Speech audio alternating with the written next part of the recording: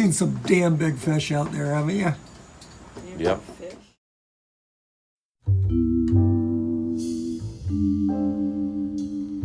I live in Ocean City, New Jersey, a place that likes to call itself America's greatest family resort.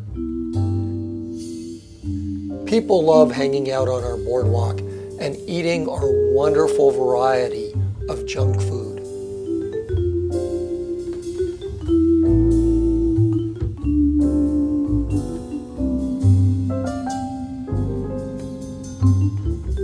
They love going on our scary rides. They scream, but to me, the most frightening thing is that this ride costs $14. There's a lot of things to be scared of in Ocean City. We have aliens, armed buccaneers, even yapping skulls. But we also have something else, and it's not as fun as, say, King Kong overlooking a putt-putt.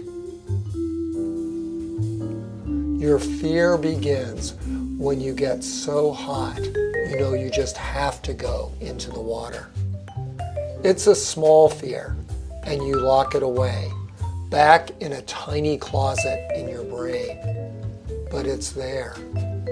It's the knowing that we people never are alone in the water.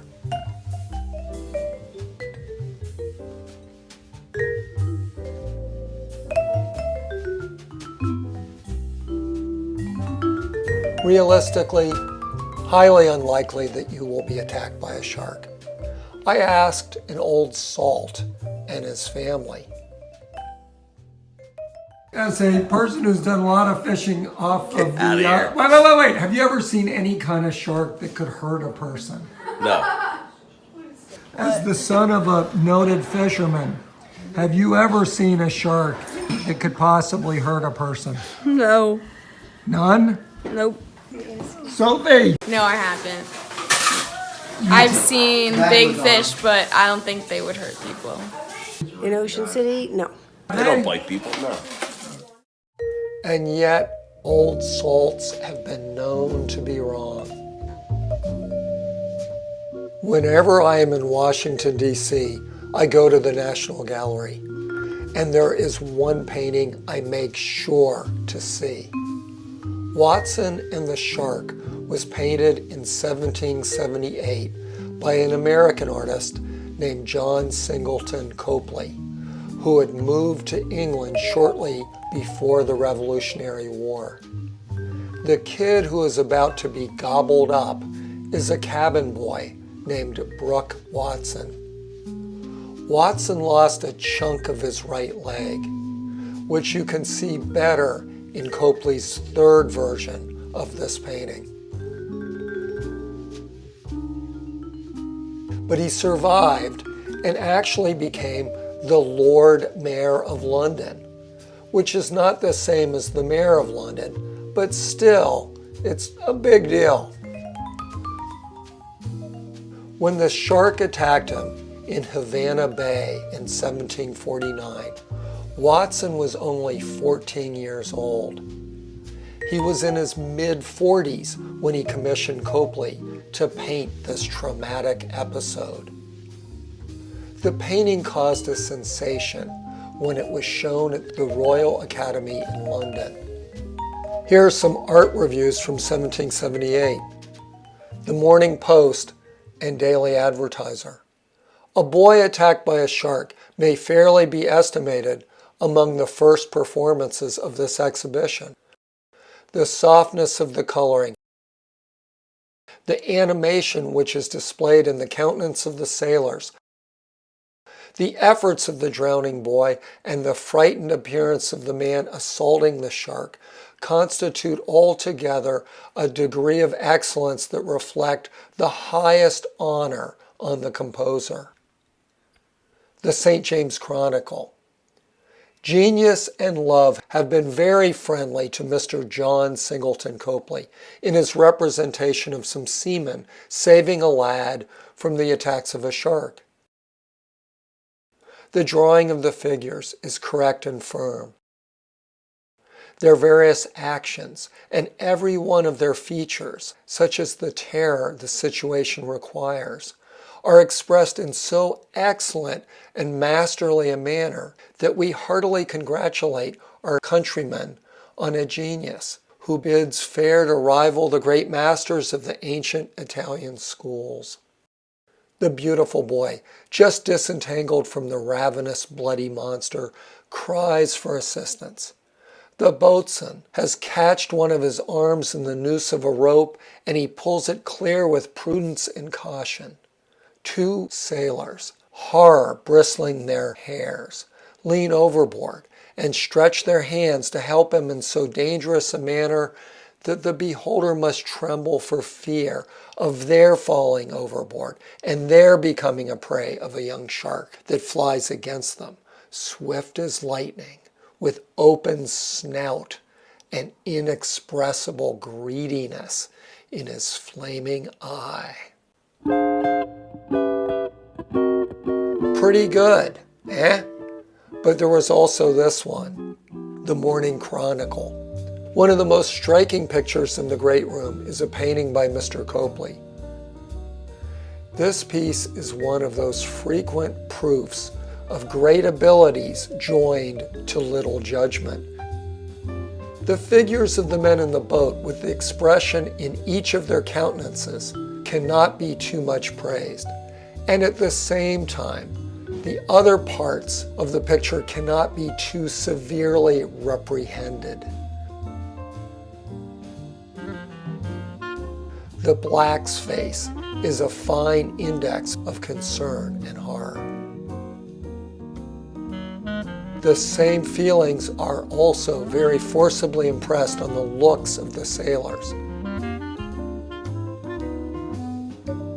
But the shark is neither like anything in heaven above, on the earth beneath, or in the waters under the earth. And exclusive of its want of resemblance to what it is designed to represent, it is destitute of that spirit and eagerness which a voracious fish must necessarily express when so near its prey.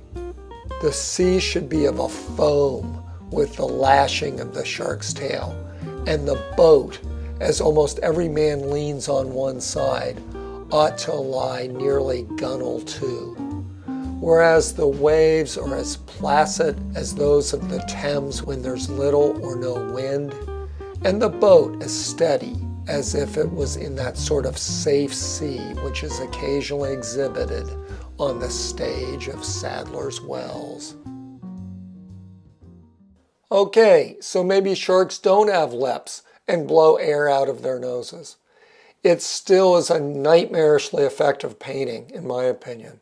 Quibbles about shark anatomy aside, how did Copley make this scene so real-looking?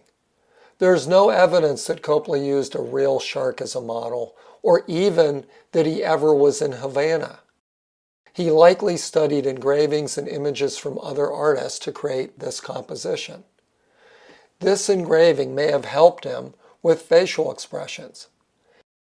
In the background is Morro Castle, which he must have seen an illustration of somewhere.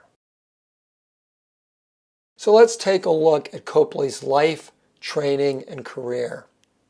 His granddaughter wrote a book about him in 1882, which began with, "A century and a half ago, an humble boy of quiet habits and untiring industry, with a rare love of art, was born in the little town of Boston, Massachusetts. Without instruction or master, he drew and painted and saw visions of beautiful forms and faces, till his name and portraits began to be known in the staid Puritan society of the place." I'm going to add a little more detail to this granddaughterly love poem. Copley was born in Boston in 1738 to Irish immigrant parents.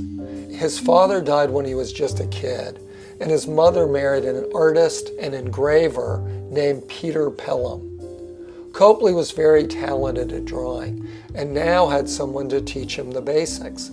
He once complained that he didn't see a decent picture until he was 30, but that seems a bit unlikely.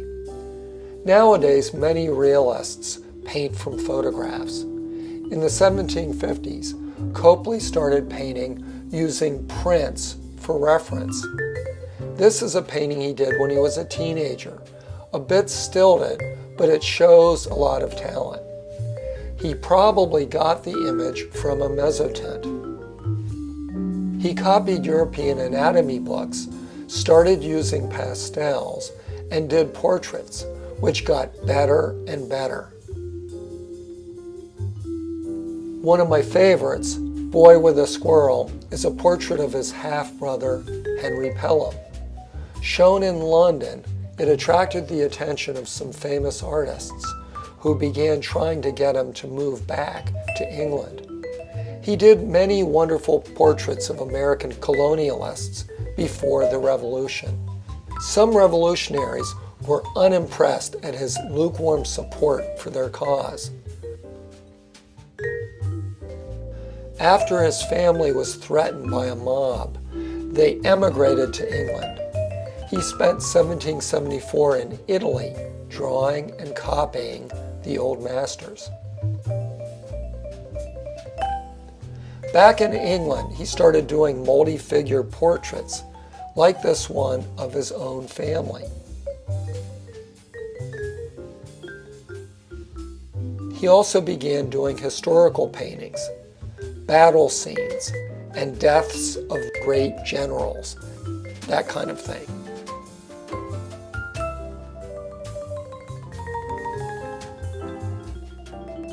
And of course, Watson and the Shark. Many art critics think the work he did in the colonies was better than what he did in England. But by far my favorite painting of his will always be Watson and the Shark. By the way, the next time you're in Ocean City, don't be scared of going in the water. There's been several brown sharks caught on the beach in Ocean City in the last month.